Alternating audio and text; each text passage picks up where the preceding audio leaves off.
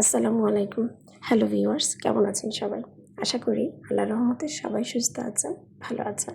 আজ আমার ছাদে কিছু কলমি শাক হয়েছিল। ভাবলাম কলমি শাকটা একটু ডাল দিয়ে রান্না করি।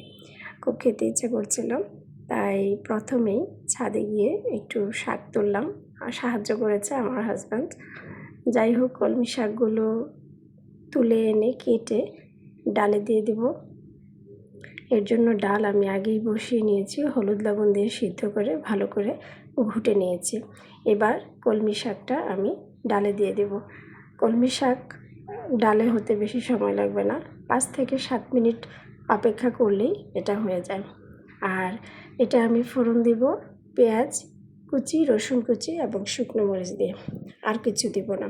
যদি লাউ শাক হতো তাহলে আমি হয়তো জিরা ব্যবহার করতাম, কিন্তু কলমি শাকের নিজস্ব একটা ঘ্রাণ আছে, এটাতে আমি জিরা ব্যবহার করি না। আমার এমনি খেতেই ভালো লাগে। এই তো ডাল করার পর সাথে করে নেব একটা ভাজি। এই দিয়ে আমার রান্না শুরু করেছি। আমি সবসময় সহজ রান্নাগুলো দিয়েই আমার রান্নাটা শুরু করি।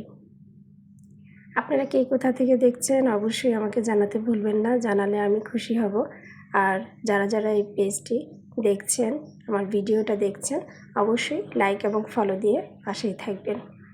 চাল কুমড়া ভাজার জন্য আমি আগেই হলুদ লবণ মরিচ দিয়ে সিদ্ধ করে নিয়েছিলাম, তারপর তেলে ভেজে নিচ্ছি। আমি পানি ফেলে দেইনি, পুরো পানি দিয়েই সিদ্ধ করে নিয়েছি। পানি ফেলে দিলে স্বাদটা আমার কাছে মনে হয় কমে যায়। এই তো ঝটপট ভাজি হয়ে গেল। এই ছিল আমার সকালের রান্না।